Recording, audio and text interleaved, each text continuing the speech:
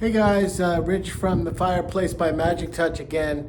Hey, I had a couple people, two people actually sent me messages asking me about the stone veneers that I was showing in the video yesterday, asking if we could get a better look at that and if it was in fact textured or flat. It is textured.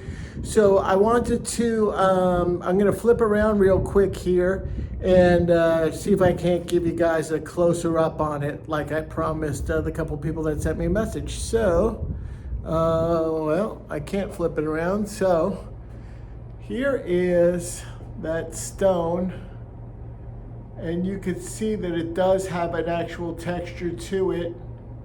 And I'm gonna take you into the other room here with the gas fireplaces that we have and see if I can't get a closer look of that.